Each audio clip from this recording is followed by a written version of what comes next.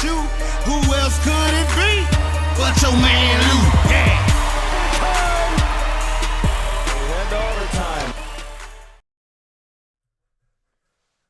Who else could it be but me, your man, Louie T? Welcome to Monday Night Football Overtime.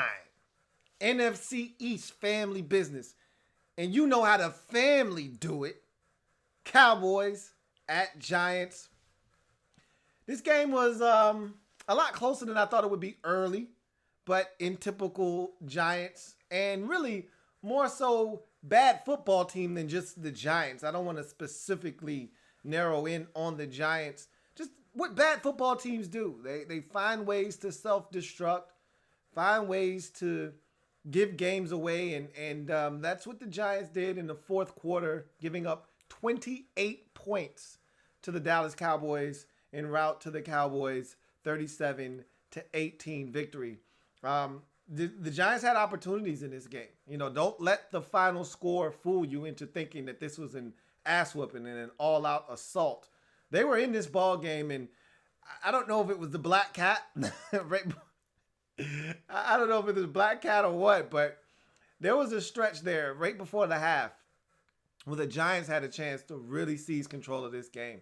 They were up 9-3, and they had all the momentum. The black cat comes onto the field. They settle for a field goal, and I don't know if the black cat had anything to do with this or not, but the Cowboys scored 10 points in the span of like 2 minutes right before the end of the half. They get a touchdown, a quick one too, the touchdown to the backup tight end. And after that, and Blake Jarwin, and he's had some good games against the Giants. If I'm not mistaken, end of the season last year when the Cowboys didn't need it, meaningless game, they still played it like they needed it. And I think Blake Jarwin had like 2 touchdowns in that game, if I'm not mistaken. And so he blessed the Giants again in this game with a big catch and run. And it just set off this chain of events. They go out and they're feeling good about themselves. And I think they got a little bit greedy here with about a good 45 seconds left in the first half. They had all 3 of their timeouts. And generally how you start off one of these drives, when you've got a little bit of momentum, you're feeling good about yourself, but you're not quite sure, especially when you got a rookie quarterback. I think you needed to start off the drive like most teams do. And, you know, I'm not a big fan of the NFL way of doing things where this is how it's always done, so you have to do it this way. But in that particular situation, I would have liked to have seen a draw, you know, or a screen, something safe, something easy that would have, 1, kept the clock moving just in case it didn't work, and 2, would have given you the indication whether you were going to be able to get into field goal range and try to get some late half points, or you just probably need to play it safe and go to halftime. Instead, they chucked it down the field 3 times, the third of which was picked off and returned into Giants territory. That turned into a Cowboys field goal. And just like that, what was a 9-point lead just seconds ago, felt like seconds ago, is now a 1-point deficit heading into the halftime break. And all that they had worked for, and they worked hard for that 12 points, okay, and that 9-point lead. All that they had worked for was gone it seemed like one fell swoop, and I don't feel like they ever fully recovered from that. I don't. But they had their chances. That Saquon Barkley screen, I was saying, bro, you need to score on this. Find a damn way in the end zone, because if you get stuck, and what I've realized with the bad teams in the league this year is that, boy, they find it tough to score in the red zone. They'll make big plays and they'll score outside of the red zone. But, man, when you're bad and you get in the red zone, boy, you find it tough to get in the damn end zone. And the Giants found it tough to get in the end zone tonight. Opportunity after opportunity came their way, and they were unsuccessful at getting in the end zone. And the one touchdown that they did have was a miscommunication on the part of the Cowboys. But outside of that, they could not find their way into the end zone. And I've always said field goals don't win games, touchdowns do. The Giants did not follow the rules today, and so they had to pay. And the Cowboys were able to buckle down defensively in the red zone and force the Giants to have to settle for field goals. And That was really the difference in the game. Is the Cowboys got down there or made big plays, whatever you want to call it. The Cowboys found the end zone. However they did it, they found pay dirt. Whereas the Giants just continuously settled for field goals, and that was really the difference in this game. And so, got to credit the Cowboys defense, and let's start there because I've said this year that the Cowboys defensively haven't reached that same level of play that they had last year when I felt like they could be arguably the best defense in football. On that stretch run down going into the playoffs when they beat New Orleans and they were playing top flight football, you could argue the Cowboys defensively was the best defense in football last year. You know, the Bears would wanted to lay claim to that, and there were some other teams playing extraordinary defense, but the Cowboys were right up there. You know, and I haven't seen them get back to that this season.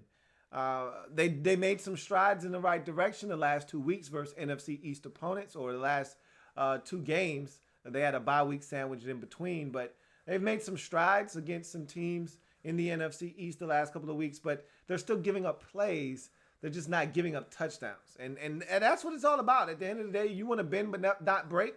You can do that too. That's allowed as well. But eventually, against the better teams in the league, you give up these drives. They're going to cap it off with touchdowns. And we're going to find out just how good the Cowboys are over this next stretch because they are about to play some tough teams. You're talking Minnesota next week on a Sunday night. You're talking the New England Patriots. You're talking the Buffalo Bills. You're talking about the Los Angeles Rams. And this is all in the span of the next month. Straight back to back to back to back. So it's going to be very interesting to see how the Cowboys navigate their way through this tough stretch of football because the Eagles, for the most part, have played a lot of these teams that they're about to go against. Now, the Eagles will play the Patriots in a couple of weeks when they come off of their bye week. But when you look at this schedule, the Eagles' schedule is going to lighten up here a little bit. We talked about this on Rep Your Squad earlier when someone called in and was talking about the contrast and the level of schedules here for both the Cowboys and the Eagles. But I like the Cowboys. I like them in this division. I liked them before the season started. Did I? I don't think I liked them before the season started. I think I did like them as a playoff team. I can't remember if I had them or the Eagles winning the division. I think I had the Eagles winning the division, but the Cowboys I thought were going to be a good team. And I think I did have the Cowboys in the playoffs. But nonetheless, I reserve the right to change my mind. And I changed my mind, I think, a long time ago on this division, and I felt like the Eagles were good enough to make a playoff push, but not necessarily get there. I think the Cowboys are the best team in this division, and I think they're ultimately going to prove it. And this stretch run here that they have coming, I think is going to really play itself out to where the Cowboys prove that they belong. These next 4 games, I envision them winning 3 out of the 4. You know, and I don't know which one they're not going to win. That Patriots game is an easy one to circle if you want to be lazy, but they could beat the Patriots. I don't think it's out of the realm of possibility for them to go up to Foxborough and win. I think that game is in New England, if I'm not mistaken. It could be in Dallas. It really doesn't matter. They're capable of going on the road and beating New England or taking them out at home. But I think they're going to drop one of these games. I don't know which one, but I expect them to and anticipate them to win 3 out of the 4. And I think that would prove to a lot of people that this team is for real. But I can tell you this right now, and this is my one takeaway from this game. And the thing that I want to resonate with you as the viewer out there is that the Cowboys can't play like this, okay? The performance that we saw from them for 3 quarters. Wipe away the 4th quarter where they scored 28 points. If they play like they did the first 3 quarters of this game, they won't beat Minnesota. They won't beat New England. They won't beat Buffalo. They won't beat the Rams, okay? They won't beat any of these good teams playing the way that they played for the first 3 quarters. They weren't good enough in the first 3 quarters, all right? They gave up yards, all right? The Giants were continuously, whether it was because of Cowboys' mistakes or penalties or just giving up plays, they were continuously in scoring range in this game in the first 3 quarters. And the Cowboys simply buckled down defensively, but they also took advantage of a team that just doesn't know how to score the rock. Now, you get into these situations against Minnesota where they can run it with Dalvin Cook, and I understand that the Cowboys were suffocating against the run tonight. They did an awesome job of bottling up Saquon Barkley on the ground. Now, in the screen game, that's a little bit different. He had the big screen that set up another field goal opportunity, but outside of that one play by Saquon Barkley, they did a hell of a job of pretty much shutting him down and making Daniel Jones have to beat them, and he wasn't up to that task. But they've got to be better. They play like this with the turnovers, the mistakes, a lot of penalties too, a lot of back-breaking penalties that pushed them out of field goal range or ended up destroying a drive, or they seemed like they were well on their way to a touchdown and had to end up settling for a field goal. You do that against the better teams. As I mentioned, the Minnesotas, the New Englands, the Buffaloes, the Los Angeles Rams of the world, you're going to lose those football games. They have to play better, cleaner football, more closer to what we saw on Sunday night versus the Eagles, and less like this. And even in that Eagles game, you had the big personal foul, roughing the passer penalty that gave the Eagles their one touchdown drive. They were going to punt the football. You get the third down penalty, keeps the drive alive, and they proceeded to then march the football down the field and get into the end zone. That was early in the game before it became a rout. But that's what the Cowboys have been doing this season at times, creating mistakes and opportunities for the opposition. Very first play of this game, you throw a pick. These are the types of things they have to avoid. They can't have these mistakes and expect to beat the better teams in the league. Luckily enough for them, the opponent was the Giants tonight, so they were able to get away with some of the mistakes that they made. They were able to get away with the holding penalties and some of the things that they did wrong in the first half of this game to give the Giants life and an opportunity. The fumble by Randall Cobb. These are all things that you have to avoid. In some of those losses earlier in the season, the turnovers were the key driving factor in those losses. I look at the Green Bay game and I said, they went up and down the field at the Cowboys in that game. The problem was they kept turning the damn ball over. They were being generous with the rock. You look at the Saints game. Two of the biggest plays in that game weren't made by the Saints, but rather the Cowboys fumbling the damn football away. All right? It's those types of plays that are going to change the complexity of a game, and the Cowboys have to be the ones making and forcing those errors of the opposition and not the other way around, or else you're going to find yourself losing close ball games like you did in New Orleans because Witten and Ezekiel Elliott want to put the ball on the carpet. Or you're going to find yourself losing a shootout like you did against the Green Bay Packers. Why? Because you decided you wanted to have 4 turnovers in that game. They have to take care of the football. They have to stay away from the back-breaking penalties, or else it's going to cost them. But it's a really talented football team. I've said it time and time again. They have what it takes to be a Super Bowl contender in the NFC, but they're going to have to eliminate the mistakes. The better teams in the league, the San Francisco 49ers, the Green Bay Packers, hell, even Seattle, all right, and the Saints. These are teams, and you know what the Saints are capable of. These are all teams that don't beat themselves generally. You're going to have to beat them, and if the Cowboys want to be in that same vein, they're going to have to find ways to eliminate the mistakes and play cleaner football. But tonight, they were able to get away with some of their miscues. Zeke Elliott is a monster. As I've always said, best pure running back in the league is Zeke Elliott. When you start getting into all-purpose running backs, that's when you start talking about the Kamaras and the Christian McCaffreys of the world. But when you're talking pure running back, a guy that you can turn around and hand the rock to, you won't find one better in the business right now than Zeke Elliott, and he proved that again tonight. Over a $130. He might have even been in the $140 territory. This is a guy that's a workhorse, and he showed it tonight, making big run after big run and continuing to just eat up yards on the ground. I still think he can be used even more so in the pass game, but I think that's what they got Pollard for, to take some of that load off of Zeke Elliott and keep him fresh for the stretch run. He was outstanding tonight. And give Dak credit. After the initial interception on the very first play of the game, he bounced back and spread the football around very judiciously tonight, man. Everybody got involved. Cobb had a number of good catches in this football game. Did have the fumble, but he made some plays. Obviously, Amari Cooper with the big catch and run in the fourth quarter to really bust this game open and leave no doubt, essentially, because the game was still in imbalance at that time. Cowboys only up 5. That touchdown pretty much put this game out of reach.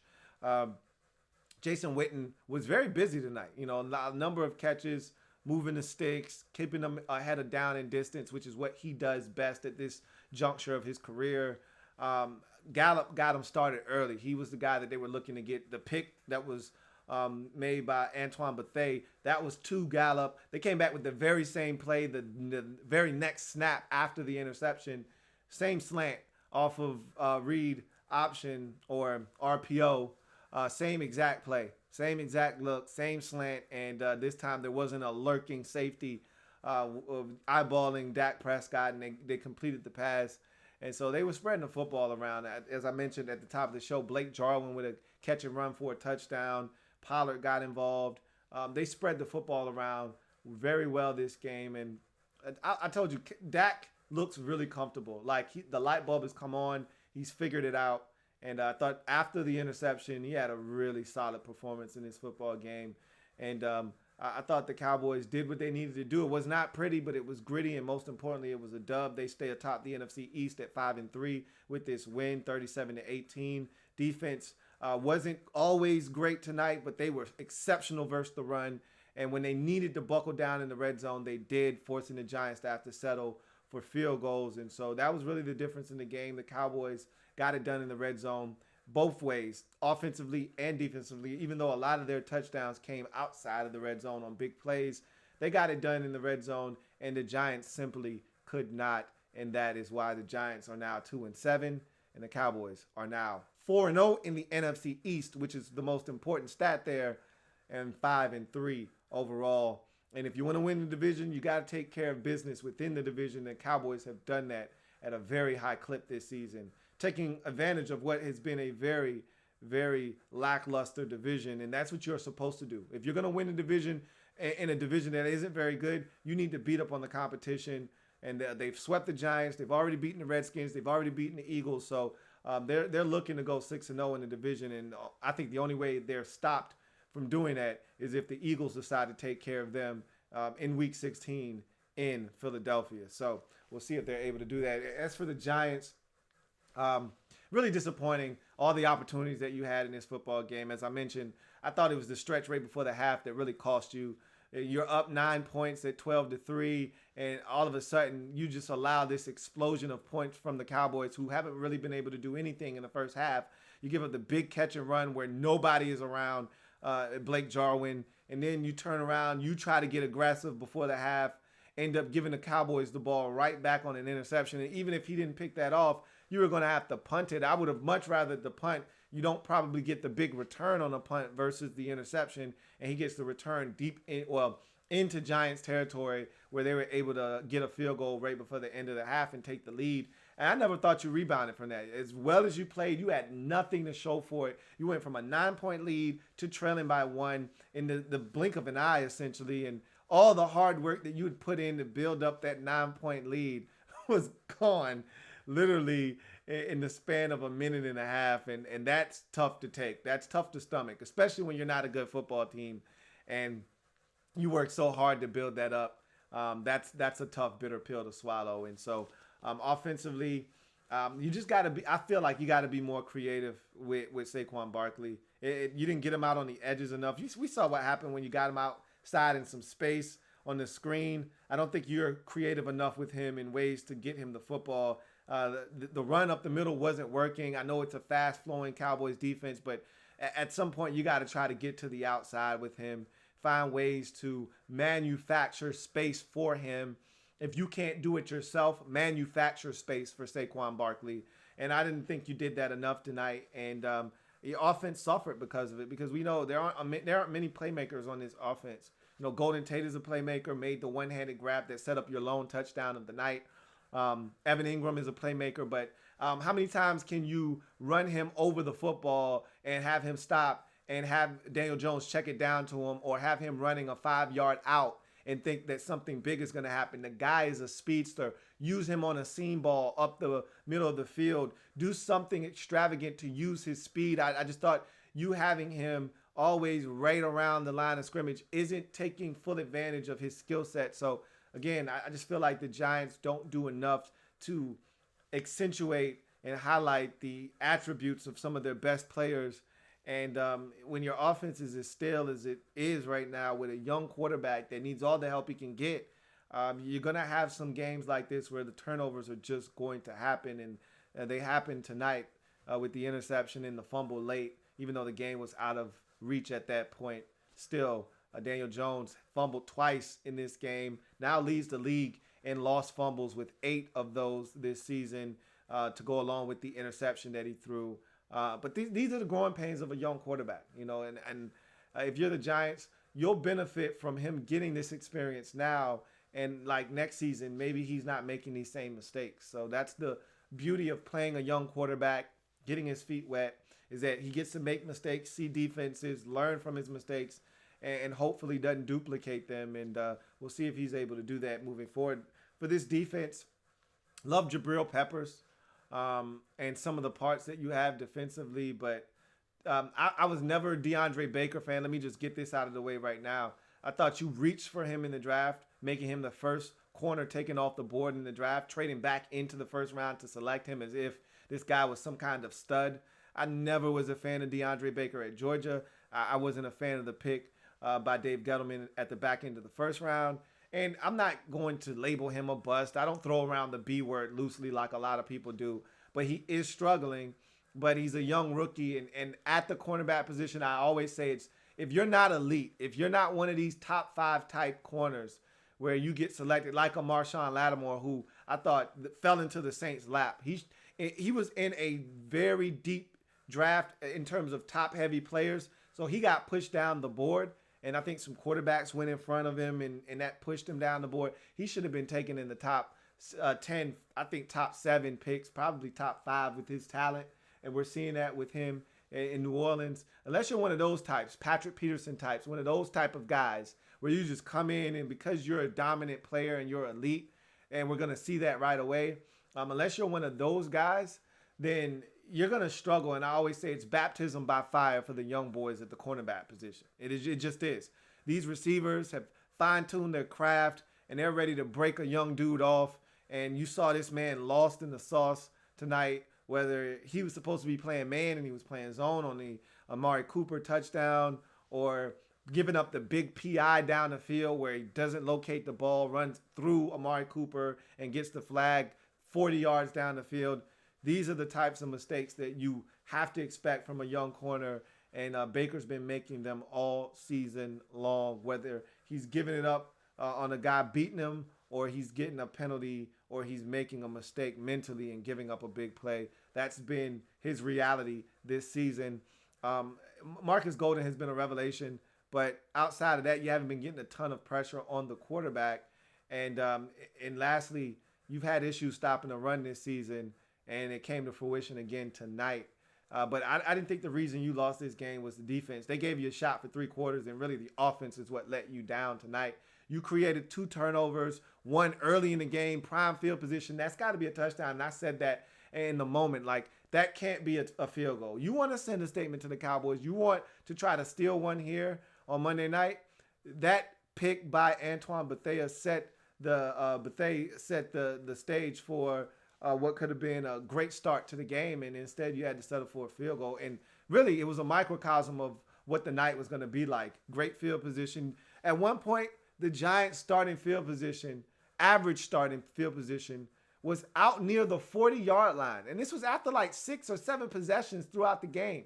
They were having great field position and just effing it up and settling for field goals. So, unfortunately, that's what, like I said, that's what bad football teams do. They turn it over, they squander opportunities, and they fail in the red zone miserably. Yeah, hell, you even missed an extra point that looked like it was going to prove to be costly as the game wore on, and it was a 1-point deficit. You're thinking, man, it'd suck if they lost this game by 1 point. But nope, you ended up losing by 19, so it really didn't make that much of a difference. But that's what, like I said, what teams that are 2-7 do. And so you just take the growing pains of a young quarterback with a defense that's still trying to grow, and you just keep it moving, man. And so it was a hell of a fight early, but it just wasn't enough from the New York Giants. So let's get to the comment section and see what you guys have to say.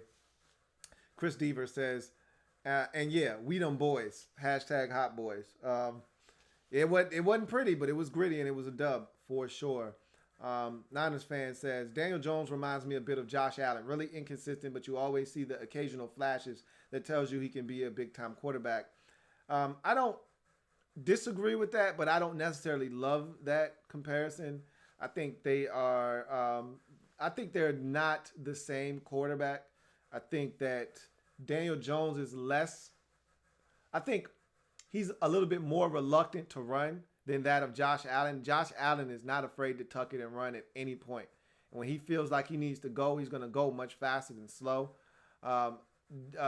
Josh Allen's arm is much bigger than that of Daniel Jones. Not even a comparison there either. But you're right. Sometimes I think Daniel Jones is much more accurate than that of Josh Allen.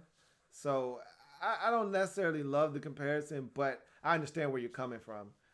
You do see the occasional flash, and both of them are athletically gifted, but I think one is more likely to run than the other. Niners fan also says, looking at the two schedules, I'd give the Eagles the edge in the divisional race. I just can't see the Cowboys beating the Rams or even the Bears on the road. I think they're going to win one, if not both of those two games against the Rams and the Bears. We thought that Bears game late in the season, like week 15, was going to be a doozy. And I want to say it's like on a Sunday night. And we all thought, oh, man, that's going to be a tough one. Now I think the Bears are, at that point of the season, the Bears might be dead already in the water. So that'll be an interesting game. I hope it's a Monday night game, because if it's not, the most likely NBC would flex that game out of there. But it's the Cowboys. They might keep it there because they're a big draw. And so are the Bears. But the Bears are probably going to stink by then. So if it's a Monday night game, they don't have a choice but to play it. But we'll see. But I had someone else call in and talk about that, the edge going to the Eagles. I don't necessarily agree with that, because I feel like the Eagles are one of those teams that play down to the level of competition, and I could see them losing a game or two they have no business losing. All the while, I could see the Cowboys surprising you and beating some teams you don't think they're going to beat. So I still give the edge to the Cowboys. I think they're the better team. Ricky Niners fan says, I got to say, the Giants look like a really bad football team today. Pat Shermer is a terrible play caller, and the defense gave up too much. I don't disagree with anything you just said right there. I don't love Pat Shermer. I don't think Giants fans really love Pat Shermer as a head coach, nor play caller. The defense, I wouldn't call the defense terrible. I don't think they gave up too much until the fourth quarter. They gave up a lot in the fourth quarter. I thought they were actually pretty damn solid for 3 quarters. And when you look at the way the game went, they weren't the reason they were trailing by 1 in the third quarter going into the fourth quarter. Again, I put a lot of the onus on the offense. They put the offense in some great positions to score and gave them opportunities, and they just didn't take advantage early in this football game. Emperor Meach says, I told you last week Sherman is an idiot who doesn't utilize Saquon correctly, and Jones is a turnover machine. I'm not sold on the dude. He's trash when it comes to feeling pressure. And we did have that conversation on Rep Your Squad, and we talked about that. I'm done with Shermer. I think he is in over his head, and the Giants can do better in terms of a head coach. Jones, on the other hand, is a turnover machine, but he's a rookie. Rookies turn the football over. He may be turning it over more than most, and I get that and I understand that. And that may not be a rookie thing with him. That might just be his thing, period. But I think he deserves an opportunity to continue to show growth and maturation. And maybe the turnover thing will be a thing of the past 2-3 years down the road. But right now, in the moment, the guy leads the NFL in lost fumbles with 8. And he's throwing interceptions too, which you expect a rookie to do. One of his issues coming out of college was ball security, especially with the fumbles. You're seeing it now, and so that's something that he's going to need to clean up if he wants to be effective as an NFL quarterback. Let's see. Emperor Meat says, also the Giants' defense is garbage as well. Now, that, I think, is just a byproduct of them just not having enough talent on defense. They're trying to build it, which is why they went and traded for Leonard Williams, which is why they spent a lot of draft capital on that side of the football. But they got a long ways to go. They got a long, long ways to go on the defensive side of the football. But as I've said, I know a lot of people are killing the defense. I didn't think the defense was I didn't think they were bad until the fourth quarter. That's when they started giving up big plays and giving up way too many opportunities. It started really in the second quarter with the touchdown to Blake Jarwin, but even after that, they settled back in and the Cowboys struggled to score. Like I said, it wasn't until the fourth quarter. The Cowboys scored 28 points in the final frame, if I'm not mistaken. It might have been 21. But either way, that's a lot of points in one quarter. And I think it was 16-15. So, yeah, they scored 21 points in the fourth quarter. That's when the wheels fell off. And so that's unfortunate. It really is. But I don't think the defense was as bad as people made it out to be until the fourth quarter. But Zeke was running the football. That was probably the only thing. Let's see. Reese says, when Zeke runs like this, Dallas is extremely hard to beat. Yes, that's a fact. To me, when you go in, every game you go into against the Cowboys, your first objective and goal should be to slow down. You may not necessarily stop Zeke Elliott, but slow him down. If it's 21 carries for 73 yards, you did your job. All right. If it's 21 carries for 83 yards, you probably did your job. I've seen games where Zeke has had less than 40, less than 60. That's a loss every time for the Cowboys. I can't think of a game in which Zeke Elliott had, 13 carries for 39 yards and the Cowboys won the game. I can't think of a game where Zeke Elliott had 20 carries for 54 yards and the Cowboys won the game. If they do, it's very rare. All right. That doesn't happen very often. They win when he has 110 yards on 19 carries, 123 yards on 21 carries, 142 yards on 24 carries. That's when they win ball games. And that's usually every week with this Cowboys offense. So when you slow him down, you increase your chances exponentially to beat the Dallas Cowboys. Although I will say, though, Dak Prescott has gotten better to the point now that if Zeke doesn't have it going, I feel like he could still do some damage and give them a shot. Whereas in the past, you slow down Zeke Elliott, Dak couldn't put the team on his shoulders. And now I think that he actually might be able to do that a little bit better. Azad Belial says, what up, my man? Hope you're doing well. I am. Likewise, hope you are as well. He says, do you have faith that Dak can outplay Wilson, Rodgers, or Breeze in the playoffs? Or do you think the ceiling for this team with Garrett is the second round? There's a little bit of truth to that last statement, that the ceiling with this team with Jason Garrett, because I don't think he's a very good head coach. I just think he's a placeholder, is the second round, is the divisional round. I think you're going to run. It's going to be hard because the Cowboys aren't good enough to avoid Wilson, Rodgers, or Breeze in the playoffs. In order to advance to the championship game, you're going to have to run into one of those guys. And most likely, because of your record and where those teams sit right now, you're probably going to have to go into their building and beat one of them. And I just don't see this team doing that as constituted. But things could change. The Cowboys could get hot. One of those teams that I just mentioned, like the Packers, for instance, who just lost to the Chargers, could start to fall off. And you could see a role reversal there where maybe, and this is a big game coming up for Dallas as well, this upcoming week versus Minnesota, because Dallas already lost to Green Bay. So in a head-to-head situation, if they were to both finish 11-5, Dallas would get, Green Bay would get the nod there versus the Cowboys. Now, let's say Green Bay starts to falter. Minnesota's able to come back and win that division and they finish 11-5, but Dallas beats them. Now you're looking at Dallas as the 3 seed instead of the 4 seed. So again, this is a big game coming up for Dallas this weekend at home versus Minnesota. Vikings looking to avoid a 2-game skid. Meanwhile, the Cowboys looking to make it 3 straight wins after 3 straight losses. So that's going to be a major game. But to answer your question, no, I don't see them getting past any of those quarterbacks in their building. More importantly, if the game's in Dallas, I could see Dallas beating any of those quarterbacks. But going to New Orleans with Drew Brees healthy, all right, which is, remember, The reason that game was as close as it was, I believe, is because Drew Brees did not play. Now you got to deal with Drew Brees in New Orleans, or Rodgers at Lambeau, or Russell Wilson at Seattle, which doesn't seem as daunting as a task as it was in the past. But Russell Wilson's playing at another level, so I think it'd be tough to get any of those quarterbacks in their building. And I do think Jason Garrett and the ceiling for this team with him as your head coach is the second round of the playoffs. I just don't see Jason Garrett even out scheming any of those coaches. Maybe Matt LaFleur. He's a rookie. He's a first year head coach, but not out scheming Sean Payton. You're not out scheming Pete Carroll. I just don't see Garrett getting you where you want to go ultimately. Let's see.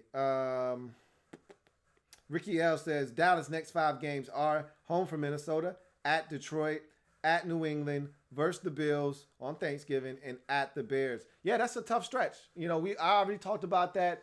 I could see them. I'm telling you right now, I see them winning 4 out of the 5 of these games. I don't know which one is the one they lose. Obviously, the easiest one to circle and say is a loss is the New England game on the road. But I think they're capable of beating Minnesota next week. They're going to go to Detroit and win. I'm telling you that right now. They're going to go to Chicago and win that game as well. So that's 3. They could lose at home to Buffalo. Anything's possible, but they're better than the Buffalo Bills. But they could lose that game. I love Buffalo's defense. And like I said, if they play the way they played tonight versus Buffalo, they would lose that football game. But New England and Buffalo are very losable. So is Minnesota. But they're going to beat Detroit and Chicago. You can mark my words on that. You could go ahead and pencil in. Don't write it in marker. But you can go ahead and pencil in a couple of dubs there. The 3 that are very losable games, home for Minnesota, at New England, home for Buffalo. And I think they win 2 out of those 3 games. So you're looking at a 5-game stretch. And I think they're going to ultimately go 4-1.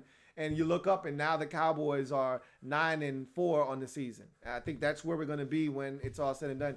Worst case scenario, they come out of that stretch of 5 games, 3-2, and you look up and they're 8-5. And they're still feeling good about themselves. So Reese says, Lou, how entertaining has the NFL season been? So many great games, so many close and high-scoring games. It's a shame the regular season is half over. This season has been great. I agree. I mean, I talked about all the games on Rep Your Squad that were just entertaining in just week number 9. Seahawks and Bucks, Chiefs and Vikings. You had the Raiders and Lions game that went down to the wire. You had the it was one more game that was really, really close in a good ball game. I think I'm forgetting in week number 9. But, I mean, it was a ton of good ball games, man.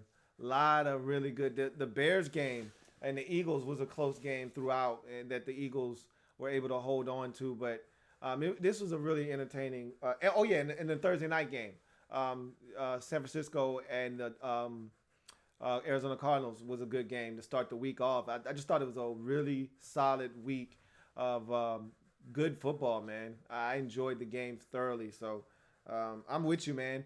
Seems like yesterday was week 1, kicking off the season, excited, and now it's going into week 10 and almost halfway home, man. So, yeah.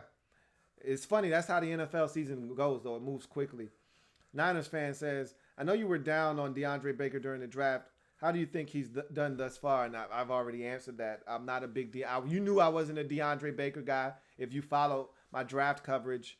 And I thought it was a reach for him back into the first round, first corner taken. I thought that was a reach as well. And he hasn't been to me, he hasn't been great. He hasn't been terrible. But I'm like I said, I'm not going to kill him because that's what happens to young corners in this league. Young corners have to play. They're going to get beat. They're going to give up some things. And then eventually the light bulb, if you're good, the light bulb comes on eventually. Whether it's year 1 right out the gate, year 2, year 3. Namdi Asamoah didn't have the light bulb come on for him until year 3. So with corners, you just don't know. You know, some guys come right into the league and they start playing ball right away. Others need a little bit of time to adjust to the speed of the game and the physicality with these receivers that you don't see in college football. Either way, I'm not going to kill DeAndre Baker. I just wasn't a DeAndre Baker fan coming out of Georgia. So we're going to see how he performs. Let's see. Reese says, "Are you aware of any of the top cornerback prospects for next year's draft?" No, I am not. Not right now. Niners fan says, "Right now, would you take Saquon or McCaffrey?" I'd still take Saquon Barkley. I love McCaffrey. I love what he brings to the table. Think the guy is an absolute stud. But for me, for my money, Saquon Barkley is what you're looking for. He's bigger. He can take on more punishment. You can use both of them in creative ways. I don't think the Giants use him nearly as creative as Carolina does. Like, nor finds creative ways to get Christian McCaffrey in space, and that's why he's so damn hard to stop. Whereas the Giants are so vanilla with him that it's easier to put him in a box and keep him from hurting you. So, but I'd still take Saquon Barkley. Gregory Lightbody says, "Will they stop calling him Danny Dimes? He hasn't proven anything." Look, the guy's got a comeback win under his belt. That's good for something. All right. You earn nicknames in this league, and that first start got him a nickname. So it is what it is. Niners fan says, "Golden Tate has been one of my favorite players over the past few years. He just brings a ton of swag every week." He does. I can't knock that. And I've always been a fan of his. First of all, he's a Golden Domer, so always near and dear to my heart. But his run after the catch has always been legendary. And the one-hand grab tonight was dope. It was smooth. It was real cold. Reese says, "Did you see the game? Devin White had 12 tackles, half a sack, 2 forced fumbles. The most impressive thing he did was chasing down Carson from behind and poking the football out. Like, that shit was ridiculous. To run him down and then to strip the ball out, luckily enough for the Seahawks, it went out of bounds. But, yeah, he was everywhere, man. He was everywhere for sure. KT, the Southern Gent, says, "The Giants GM and head coach are real quiet now that Danny Dimes has been exposed." I wouldn't say he's been exposed, but the bravado that they had after one game was, hell, this went back to the preseason. And the bravado that their coach had going into the season because he had such a great preseason was ridiculous. Was another reason why I was like, "Hey, Pat Sherman got to get the hell out of here, man. We got to get him the hell out of here." This man is bragging over preseason performances. And then after, the performance he had versus the Bucks in like week 3 or whatever it was, week 2, week 3, I think it was week 3. And, he was tripping over himself, with the congratulations. I mean, patting himself on the back. It was ridiculous, man. But I wouldn't say that, he's been exposed. He's a rookie. This is what rookies do. Gardner Minshew right now is right there with Daniel Jones with 7 lost fumbles this season. Jones now has 8. That's what rookies do. They're going to turn the football over, whether it's a fumble, it's an interception. We saw Kyle Allen, who hadn't turned the football over once going into week 8 until he met the 49ers. And what he do? It was a turnover fiesta. Guy was turning it over left and right. That's what young quarterbacks do. You're going to make mistakes. And he's not a rookie as Kyle Allen. He's in his second year. But you're going to turn it over. That's what young quarterbacks do. Gregory Lightbody says, "They can clown on Haskins but make excuses for Jones' mistakes." To me, it's all the same. It's all the same. KT, the Southern Gent, says, "Do you think the Giants are wasting Saquon and Evan Ingram?" I do. I won't say wasting them. I don't think they're maximizing their talents. Wasting them would be not even getting them the rock. Both of them are touching it plenty. It's just that they're not putting them in the best positions to succeed, and they're not highlighting their strengths and getting the most out of their talent, which is elite. You got 2 elite athletes at their respective positions, and you're not putting them in the most advantageous spots to use their God-given abilities. Evan Ingram should be running past linebackers or safeties who think they can cover him one-on-one up the seam. Instead, he's running a bevy and assortment of underneath routes that allow him to be tackled as soon as he catches the football, which doesn't do him any good. Get him out in space. Allow him to run deeper routes that allow him to run away from defenders. Run route combinations that force you to isolate him one-on-one and not allow safety help over the top. Force the safety to have to pick. Does he want to take the corner route that's being currently run by Evan Ingram, or does he want to take the deep post being run by Golden Tate or Darius Slayton or one of these receivers? Like, force them to make a decision, but don't allow them to just have the ability to key in on this man on underneath routes. Same with Saquon Barkley. Get him out in space. The guy can run routes. The guy can catch a screen. Line him up out wide and run a tunnel screen where he's got 2 blockers out in front of him and 2 more linemen coming out to pull for him. Like, get him out in space. Have him come out of the backfield and run a wheel route up the sideline. Find ways creatively with a post that's taking the safety away from the wheel route up the sideline, and now you got one-on-one coverage with the corner or with a linebacker that's one-on-one and man-to-man. Like, find ways to get this man out in space. I just don't think they do enough. So, no, I don't think they're being utilized correctly, but I wouldn't say their talents are being wasted. I don't think they're wasting them. I think they're squandering opportunities to really maximize these guys' talents. KT the Southern Gent says, Gettleman is one of these old GMs who the game is passed by. He still wants to win with 3 yards in a cloud of dust. You need an offense that can put up touchdowns, not field goals. Reese says, you're right about rookie corners. Poor Jamel Dean went out there and got mopped. That's a very difficult transition. Hardly ever do rookie cornerbacks come in and wreck the league. Like I said, in order to come in and announce yourself in this league as a corner, you got to be top 5 and you got to be about that life. Like the last 3 corners that went top, the last 3 corners that we thought could do what they did in the league and are currently doing in the league are the guys that you expect to come in and do what they did. Like the one guy that didn't fit for me was like Mo Peterson. Or Morris Claiborne, excuse me. When the Cowboys traded up for him, like he didn't fit that equation for me. I didn't see elite corner. And remember, that was the stretch run where LSU seemed to be churning out all these studs at the cornerback position. He didn't fit for me. But when you look at the cornerback position, Marshawn Lattimore was one of those guys widely regarded as an elite talent. Denzel Ward, the same thing. He's played well when he's been healthy. But for me, it was Lattimore, it was Patrick Peterson, and it was Jalen Ramsey. All those dudes came in and right away showed you why they were elite talents. Outside of that, everyone else pretty much was left to struggle, and I think you could sprinkle in Denzel Ward early on in his career. I doubted him. I didn't think he was all that great. Didn't think he deserved to be a top 5 pick, and he came out and balled right away before the injury started to take effect with him. So everybody else, it's baptism by fire, and as my man Ree brought up, Jamel Dean actually had some good coverage, and Russell Wilson was just ridiculous. I mean, he was filthy in that game, was Russ. I mean, there were some dimes he was throwing, and there was nothing that any of those young boys could do. Sean Bunting, like 8 names, last names, whatever his damn name is, and all these guys that you drafted, it wasn't nothing any of them could do. Ricky L says, biggest takeaway for tonight for me was the Giants don't know how to use Saquon and Tate correctly. Daniel Jones folds in crunch time, and your Grizzlies let Harden drop 44 on them, I know. And it was tough because they didn't even play Russ tonight.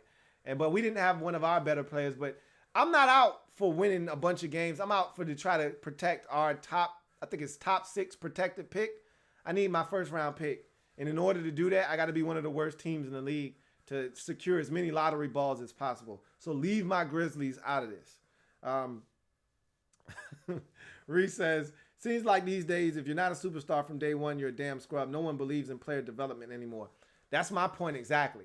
It seems like everyone wants, like, I'm hearing Giants fans bitch and complain about Daniel Jones and people trying to write him off already. He's a rookie. Like, what do you expect? You want him to come in? First of all, a lot of people didn't think, first of all, everybody thought you overdrafted him. So the fact that he went 6th overall, a lot of people don't think that was an accurate slot for him to be taken in. Second of all, he's a rookie, and all the parts around him aren't very good. Offensive line is okay at best. There was no Golden Tate for the first, 6 games of the season, 4 games, whatever it was. And I mean, even with Tate in the lineup, and Sterling Shepard has been out much of the season, Benny Fowler, Darius Slayton, I mean, who's he throwing a football to? Like, who am I supposed to get excited about? Like, I mean, and then there has been a stretch there with no Saquon. Like, People kill me with just ready to just write guys off. It's just amazing how this new generation and the way I think a lot of it has to do with social media and instant gratification, but this new society that we live in where everybody wants it now, and if I don't get it now, it's horrible. It's trash. And it's the same way with players now. Either the quarterback got to come in and be Patrick Mahomes or he's awful. You know what I mean? Either the edge rusher got to come in and be Bradley Chubb or he's trash. Like, you got to come in 10 sacks or you garbage. Khalil Mack had 4.5 sacks. J.J. Watt had 4 sacks in their rookie seasons. Like, we come in here and we think that these guys are supposed to just jump in and be Aldon Smith year one with 14.5 sacks or you trash as an edge rusher. Like, people kill me, man. Absolutely kill me, but I try not to feed into it because I know better. But it's just rough because I listen to it all the time, doing these videos, reading these comments. I see it all the time. Sometimes I allow it to get me vexed, and I shouldn't do that. But it just bothers me sometimes. Gregory Lightbody says another Ohio State cornerback is the best in the draft yet again. Reese says everyone loved Hargraves pre-draft. He's been disappointing. Remember, there was a question about his long speed, his long distance speed, and I thought he was going to be good. I didn't think he was going to be great. I thought he had a chance to be good, not great. People were hyping him up about his feet and all of this, but the long distance speed, in order to be, unless you're playing in the right system, you need to be able to run. Open up, turn your hips, and run. Flat out run. People are going to try you. They're going to try to pull your card, all right, if you can't run. And they will run by you. And so you got to be able to turn and run. Unless you're playing in a cover 3 base system that allows you to keep eyes on quarterback and stay deeper than the deepest, keep everything in front of you, you got to be able to run. And I just didn't think he was able to do that on a consistent basis. Ricky L says, don't forget to like the video and share. Appreciate that. And on that note, that's the perfect segue to get the smell out of here. Cowboys get it done tonight, 37-18. It wasn't pretty for 3 quarters, but the 4th quarter, they woke up and realized, what the hell are we doing? Why are we messing around with the Giants? Let's put these boys away. And they did, scoring 21 points in the final frame to run away and hide and move to 5-3 on the season with a convincing 37-18 victory. Or excuse me, 30. Was it 18? It was 18, right? Did they get another field goal? Don't get me the line. 31. I think it was 15, man. I don't think they ever got that last field goal. So let's call it 37-15. Keep giving them extra points that I don't think they scored. Hold on. The score is going to scroll across the top of my screen here in a second. I think it was 37-15. Either way, Cowboys are 5-3, now 4-0 in the division. They've been dominant in the NFC East this season. Meanwhile, the Giants dropped to 2-7. And yes, it was 18, so they did get that field goal. But Dak Prescott was solid after an early interception, a little bit of adversity to start the game. He was good. 3 touchdown passes in this game. Ezekiel Elliott, well over 100 yards rushing. He was dominant in this game. Amari Cooper had the big catch and run touchdown to really put this game away. Cowboys defensively weren't sharp as they normally are. Well, weren't sharp as we thought they were going to be coming into the season. No Leighton Vander Esch. They allowed the Giants to move the football at times, but for every tough position they were put in, they responded for the most part tonight, and they were good enough to get the victory. And so the Giants dropped to 2-7. Cowboys moved to 5-3, and we'll see what happens with the Cowboys as this schedule now starts to tighten up on them. They have not fared well against elite competition this year. The 3 wins to start the season against bad football teams, the 3 losses all against good teams. They've rebounded the last 2 weeks against the NFC East. Now let's see what happens when they travel outside the division. Remember, they've won 5 games this season, 4 of which have come against what is arguably the worst division in football. We're going to find out, much like the Patriots, I've talked about that. We're going to find out just how good the Dallas Cowboys are over the next month and a half as they now, as my man Ricky L pointed out to us, have the Vikings at home, at the at the it's a game before the Patriots. Let me go back into the comment section. I want to read this off before we get out of here. My man Ricky L posted it. He says, here we go, right here. Versus Minnesota at home, at Detroit, at New England, home for the Bills on Thanksgiving, and at the Bears. And I think that's a primetime affair as well. So we're going to find out a lot about the Dallas Cowboys here over the next 5 weeks. How serious are they at winning the NFC East? But more importantly, how serious are they as an NFC contender overall? We shall see. In any event, I'm your man, Louie T, signing off. Remember, if it's not your man T, it's not the best NFL coverage that it could be. I thank you guys for joining me tonight. Have a great rest of your night, and I'll see you throughout the course of the week. Take care, like the video, subscribe to the Louie T Network if you haven't already done so, and share this video as well. Have a good one. God bless, and good night. Louie T Network.